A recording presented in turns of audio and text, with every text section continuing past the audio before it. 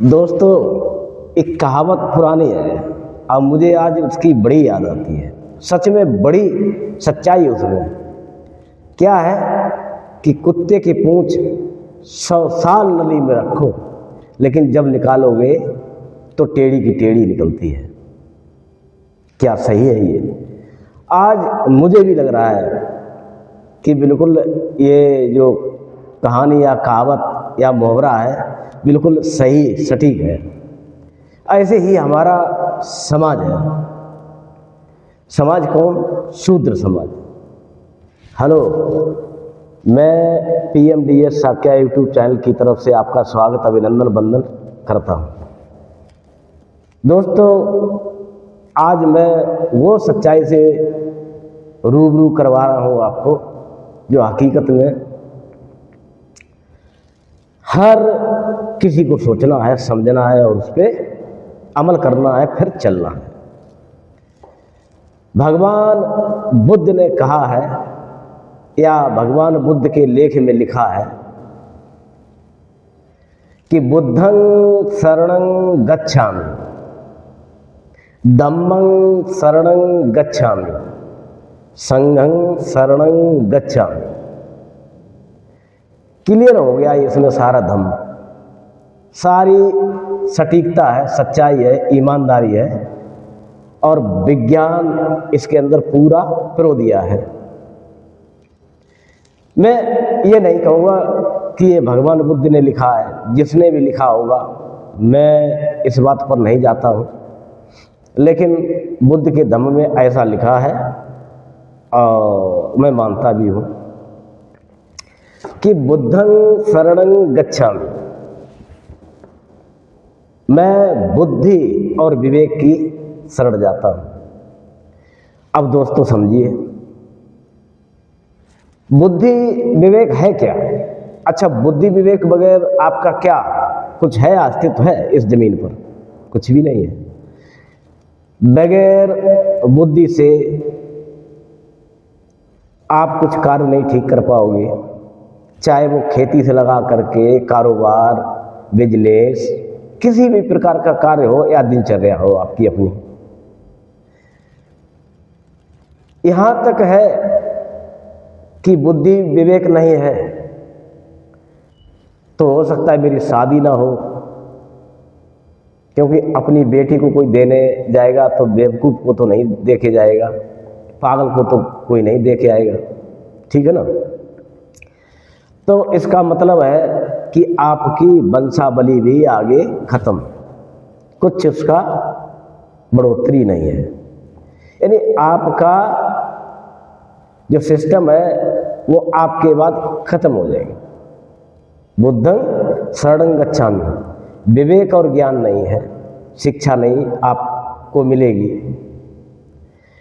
क्योंकि विवेक नहीं है तो शिक्षा, जहाँ हमारे माता पिता शिक्षा के लिए भेजेंगे वो शिक्षक भी एक टाइम पे मना कर देगा कि हम इसको नहीं पढ़ा पाएंगे, क्योंकि इसमें वो ज्ञान नहीं है जो हमारी बात को स्वीकार कर पाए, समझ पाए और उस पर चल पाए। ये तो क्लियर हो गया होगा। यानी बुद्ध, विवेक, ज्ञान, ये हम उस बुद्ध की बात नहीं कर रहे हैं जिन्होंने बुद्ध का धम्म दिया। बात आपके बुद्धि और विवेक की करता हूं। बुद्धं शरणं गच्छामि। बुद्धि विवेक नहीं तो संसार में आपके लिए सब काल्पनिक है, कुछ भी नहीं है। आपका कारोबार, आपका सिस्टम, आप जो चीज़ पाना चाहते हैं वो भी नहीं है इसके बगैर। तो ये तो क्लियर है ना? अब आइए धम्मं शरणं गच्छामि। धम्म और धर्म दोनों में बहुत बड़ा डिफरेंस है, फर्क है। धर्म हम किसे कहते हैं? कोई भी चीज को हम धर्म कहने लगते हैं। आडंबर को भी हम धर्म कह सकते हैं। हमने कोई एक चीज लकीर बना ली है कि ये ऐसे ऐसे करो तो धर्म है। धर्म, बहुत सारे धर्म चल रहे हैं, संस्थाएं चल रही हैं। क्या धर्म की बात होती है? आए दिन हमारे शंकराचार्य जो है, हिंदू शंकराचार्य, बड़ी सारी ऊटपटांग बातें करते हैं, अनपढ़ जैसी, अविज्ञानता जैसी बातें करते हैं। क्या उनके उस सिस्टम में कोई सच्चाई, ईमानदारी, सत्यता झलकती है, विज्ञानता झलकती है क्या? उसमें नेचुरल कोई बात आपको लगती है क्या? मुझे तो नहीं लगती, आपको लगती होगी। मैं 30 साल से लगभग धार्मिक था, धर्म को मानता था। 30 साल से धर्म को मानता चला आया और सारे देवी देवताओं की पूजा याचना पाठ किया करते थे और बड़े श्रद्धा भाव से पूर्णागिर, वैष्णव, हरिद्वार हर जगह जाया करते थे। तो क्या हुआ? हमने कौन से इंडिया के झंडे पूरी दुनिया में फहरा दिए और पाकिस्तान के झंडे पूरी दुनिया से हटवा दिए? क्या हमने कर लिया? कुछ कर पाए? या हमारे घर में दुख, मुसीबत, परेशानी जितनी भी आई है, कोई देवी देवता आया पूछने? किसी ने हमसे बात की?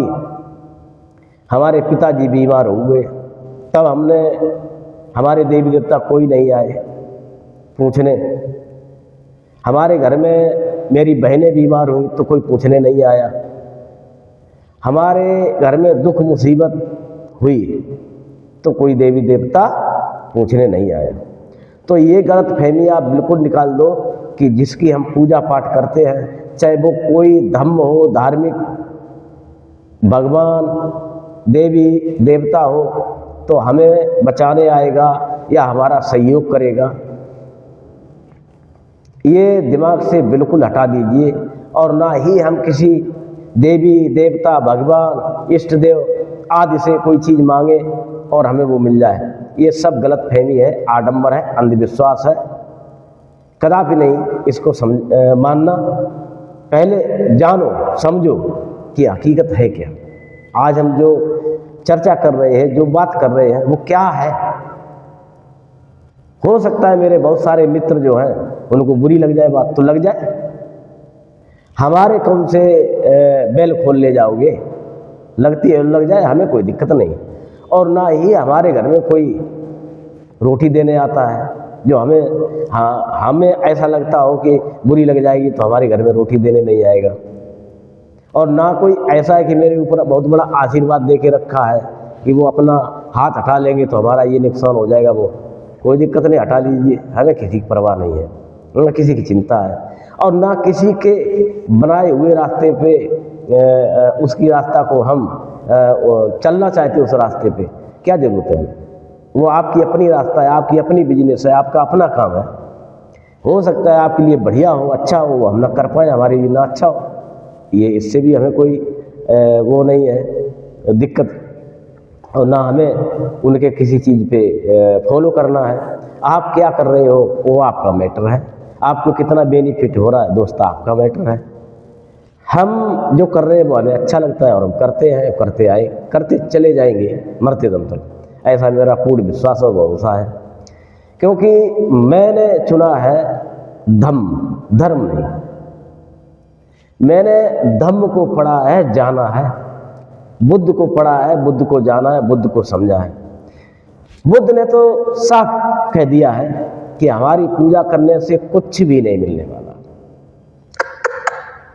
कुछ भी नहीं मिलने वाला, एक सिक्का, एक फूटी कौड़ी भी। उन्होंने कहा है जो हमने रास्ता बताया है उस रास्ते पे चलोगे तो आपका मंगल और कल्याण निश्चित ही होगा। क्योंकि हमारा जो धर्म है, धर्म आदमी को गुलाम बनाने के लिए काफी है। आपके मन और आपके परिवार के मन को, आपके समाज के मन को या मनुष्य जाति के मन को एक कैद करने का या गुलाम बनाने का ये बहुत बड़ा षड्यंत्र है, जिसे हम धर्म कहते हैं। धर्म की परिभाषा ही यही है, जिसका गुलाम मन हो गया वो धार्मिक हो गया, और जो विज्ञानवादी हो गया वो धम्मवादी हो गया। धम्म शब्द पाली का है दोस्त। धम्म मीन्स कहा जाए तो नेचर है, नेचुरल है, सत्य है, सटीक है, वैज्ञानिक है। क्योंकि आपका जो भी विकास, कल्याण, मंगल होता है विज्ञान से होता है, भगवान से नहीं होता है। ये तो क्लियर हो गया होगा। क्योंकि धर्म हम सिर्फ इतना ही जानते हैं कि बस आस्था कह लो या आडंबर कह लो या मन गुलाम का एक सिस्टम है, जिसे धर्म कहते हैं। क्यों? ये जो मन है ना, जब आपका गुलाम हो जाएगा तो मन जैसे भी चाहे आपको नचाएगा, आपको चलाएगा। मन के सादे सब सदे, मन के थमते सब थम जाए। मन ही एक पागल व्यक्ति का क्या है, दिमाग, मन बिल्कुल खत्म हो गया है ही नहीं। तो वो क्या सोच पाएगा, क्या दिमाग लगा पाएगा, कहाँ जा पाएगा, क्या चल पाएगा, क्या कर पाएगा। हम वर्ष से पूजते चले आए देवी देवताओं को, आडंबर को कहा जाए। देवी देवता दोस्त कहीं होते तो कभी कभी तो हमें मिलते ही। मैंने 30 साल तक घोर तपस्या कहा जाए तन मन धन से कारवां को निभाया है, फिर भी बुरे वक्त पे कोई देवी देवता नहीं आया है। मजबूरन हमें उस रास्ता को त्यागना पड़ा, और कुछ अच्छी पुस्तकें हमें विज्ञानवादी मिली, जिनसे हमारा माइंड और सिस्टम कन्वर्ट हुआ और मैं आगे अपना विकास कर पाया। आज मैं किसी आडंबर, किसी भगवान, किसी संस्था के चक्कर में नहीं पड़ा हूं, स्वतंत्र और आजाद हूं। कहने वाले तो ये कहते हैं कि हम आज आजाद हैं, आजादी के इस भारत में जी रहे हैं। दोस्तों मैं तो ये कहूँगा, बिल्कुल आज भारत भी आजाद नहीं है। अगर सही पूछा जाए तो भारत है क्या? भारत हमारे लोगों से बना है, और हमारे लोगों को जो मन है ना, वो आडंबर और अंधविश्वास में फंसा हुआ है। चीन, Japan, Thailand, Korea, Sri Lanka, Burma, ये सारे कंट्री है, अपना विकास करते जा रहे हैं, विवेक की तरफ जा रहे हैं, तरह तरह की खोज कर रहे हैं और नए आविष्कार पैदा कर रहे हैं। डॉक्टर वैज्ञानिक ज़्यादा हो रहे हैं वहाँ पे, शिक्षा फ्री है वहाँ पे, स्वास्थ्य फ्री है वहाँ पे, क्योंकि उन्होंने बुद्ध को पढ़ा है, बुद्ध को जाना है, बुद्ध को समझा है और ज्ञान पे चले हैं, विज्ञान फैलाया है उन्होंने। ये हमारे देश में बहुत बड़ी कमी है, और ये कमी हमारे नेता लोगों की है, राजनेताओं की कमी है कि वो विज्ञान को महत्व कम दे रहे हैं और प्रचार झूठा आडंबर का कर रहे हैं। यही तो कारण है दोस्त कि हमारे देश में जितने भी नेता, मंत्री, संतरी, प्रधानमंत्री जो भी है, हमारे देश में रह करके आडंबर पे बात करते हैं, आडंबर के लिए प्रोत्साहित करते हैं, आडंबर के लिए भेजते हैं कि जाओ ये टूर करके आओ, जाओ ये टूर करके आओ, ये हम मुफ्त कर दे रहे हैं, लेकिन विज्ञान की तरफ आपको नहीं लेके जा रहे हैं। क्योंकि आप वैज्ञानिक बन जाओगे तो उनको वोट नहीं दोगे, है ना, सही बात है। अब जब यहां से इंडिया से जैसे ही इनका कदम हवाई जहाज पे पहला पड़ता है, इन्हें बुद्ध याद आते हैं, बाबा साहब याद आ जाते हैं, सम्राट अशोक याद आ जाते हैं। क्यों? क्योंकि दुनिया में यहाँ के देवी देवता चल के जा ही नहीं पाए उस दुनिया में, उन देशों में जहां पे हमारे देश के नेता, अभिनेता या और भी उद्योगपति जा चुके हैं। वहां मजे की बात यह है कि हमारे देश में इतने सारे देवी देवता पैदा हुए हैं, वो एक भी नहीं पहुंच पाए। बड़ी शर्म की बात है, बड़ी विडंबना है ये। उड़ने वाले, शक्ति वाले, श्राप देने वाले, आशीर्वाद देने वाले हैं, घट घट के वासी देश से निकल करके कोई दूसरे देश में नहीं पहुंच पाए, और हमारे नेता, अभिनेता, राजनेता, उद्योगपति पूरी दुनिया का भ्रमण आज कर रहे हैं। यहां से जाते ही जितने उद्योगपति, नेता, अभिनेता, मंत्री, प्रधानमंत्री, संतरी जितने भी विदेश में कदम रखते ही है, बोलते हैं कि हम बुद्ध की धरती से आए हैं। तो यहां पे तुम्हें सांप सूंघ जाता है क्या बुद्ध की बात करने में? दोस्तों, उनकी भी मजबूरी है, समझिए। वो गुलाम पैदा कर रहे हैं और करना चाहते हैं। जब तक इंसान गुलाम रहेगा तब तक हमारे राजनेता और हमारे अभिनेता भी इसी पे पिक्चरें बनाएंगे,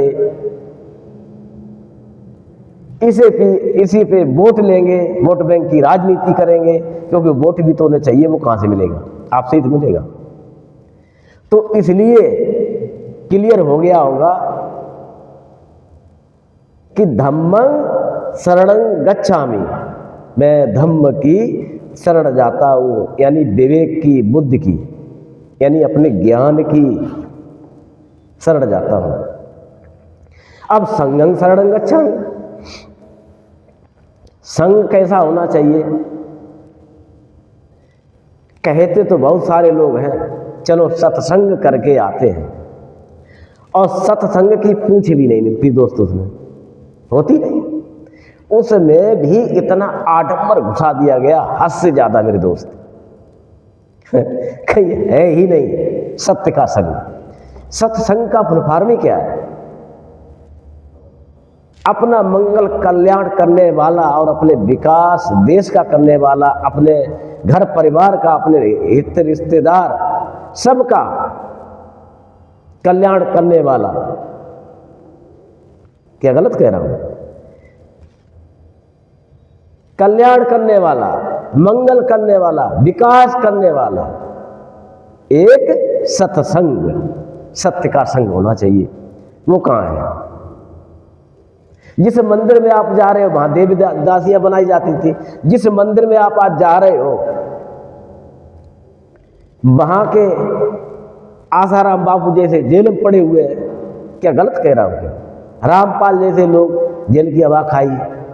श्री राम तो बोलना पड़ेगा, हमारे लोगों ने बोला भी, कहां लेके ठोक दिया उन्होंने, कहां डाल दिया, क्या कर दिया हमारे लोगों के साथ? अच्छा, आडंबर में ढकेल दिया ना। वो भी राजनेताओं के गुलाम थे। राजनेताओं ने जैसे नचाया वैसे संतों को नचाया। संत तो थे ही नहीं, ये बंत थे, संत नहीं होते। ये बिजनेसमैन थे जिन्होंने अपना लंबा लंबा बड़ा बड़ा बिजनेस एकत्रित किया हुआ भारत में, और वो बिजनेसमैन है। दोस्तों समझिए, दिमाग की बत्ती जलाइए। ये सब बिजनेसमैन लोग हैं। क्या कर रहे हैं? आपको, वो बिजनेसमैन के मालिक है, आपको क्यों सही जगह पे लेके जाएं, क्यों विज्ञान की जगह पे लेके जाएं, क्यों सही सत्संग पे लेके जाएं, क्यों सही सत्संग पे लेके जाएंगे तो आप वैज्ञानिक हो जाओगे, आपका बुद्धि और विवेक जाग जाएगा, आपका संग खड़ा हो जाएगा, अपना विकास कर लोगे, पढ़ लिख जाओगे, फैक्ट्रियां लगा लोगे, देश विदेश घूमोगे, आपको जानकारी हो जाएगी कि यहां तो बुद्धि का दम है विदेशों में, यहां आडंबर है ही नहीं। कभी उस आडंबर का नाम दे दिया हिंदू धर्म, आज उसका नाम बदल करके सनातन कर दिया। सनातन सदियों से तना चला आया, जैसा था वैसा है, जैसा दिखता वैसा है, नेचुरल सत्य सनातन। ये बुद्ध की भाषा थी दोस्तों, समझिए, ये बुद्ध का दिया हुआ है। संघं शरणं गच्छामि, संघ कैसा होना चाहिए? विज्ञानवादी। गलत कह रहा हूं? विज्ञान से हटे दुर्घटना घटी। जितने भी हमारे लोग हैं विज्ञान से हट रहे हैं और आडंबर को घुसाते जा रहे हैं, तो होगा क्या?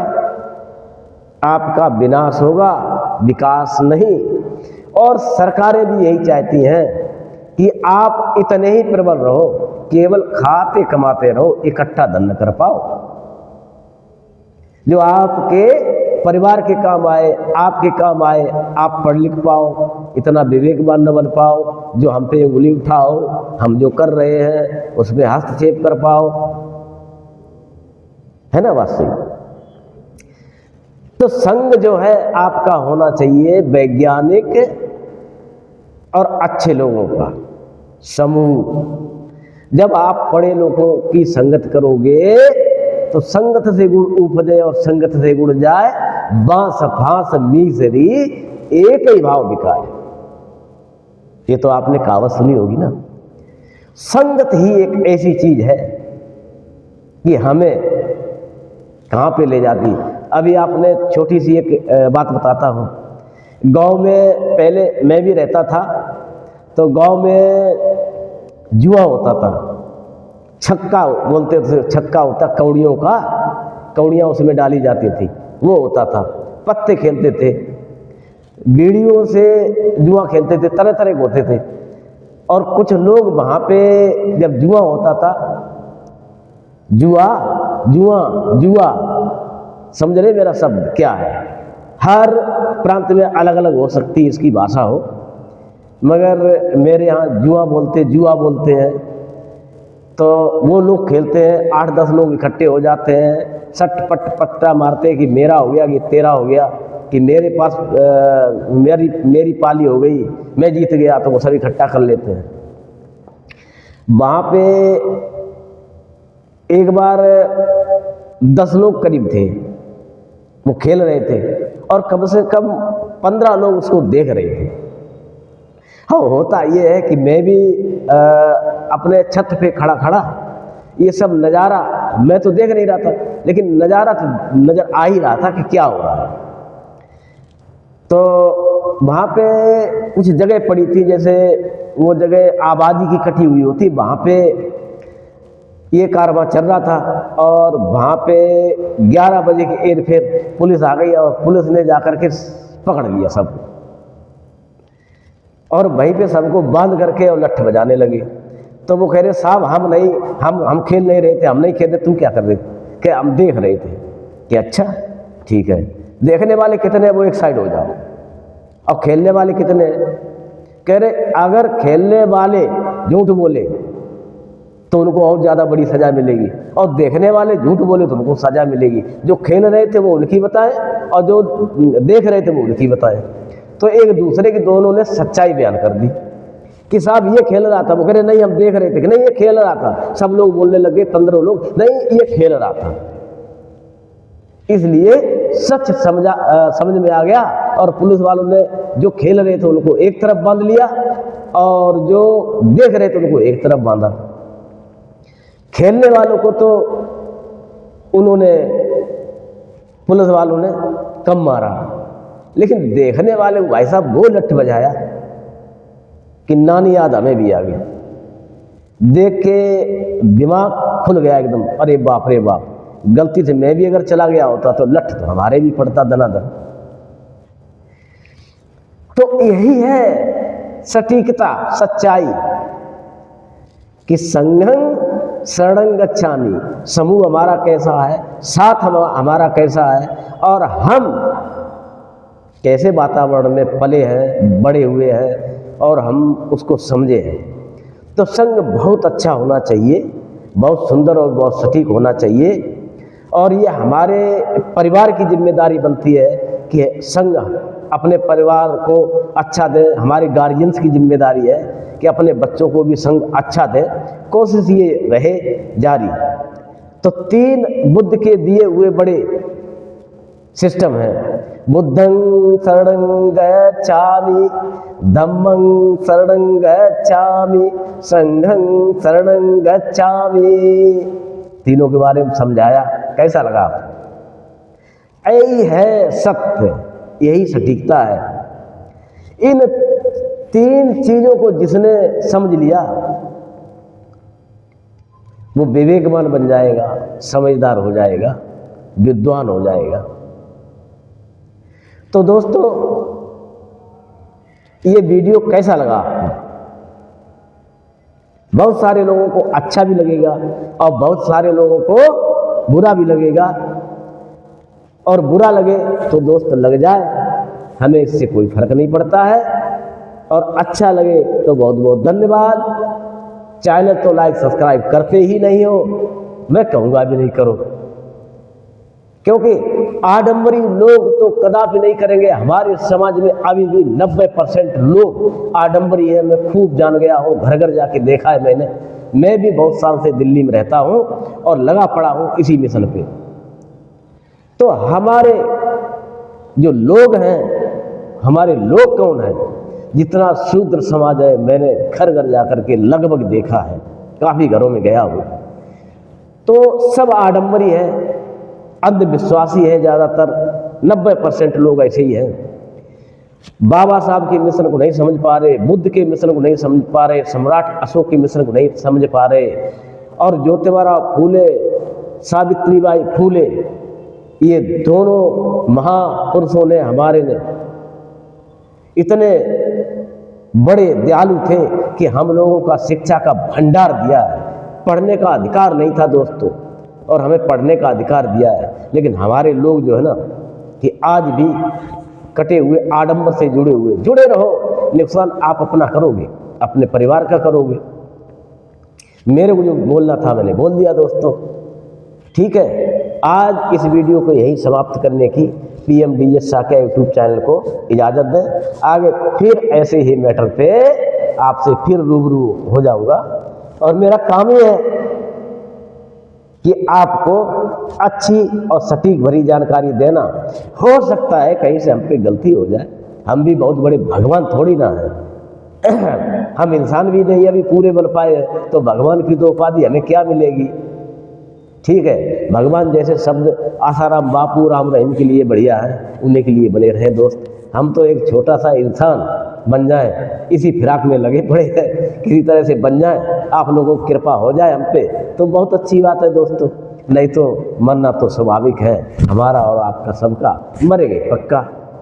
ठीक है दोस्तों, नमो बुद्धाय। जय सम्राट अशोक महान, जय भीम, जय संविधान, जय भारत। आपका मंगल हो, आपका कल्याण हो, आपके परिवार का मंगल और कल्याण हो, आपके देश दुनिया का मंगल और कल्याण हो। धन्यवाद, धन्यवाद, धन्यवाद।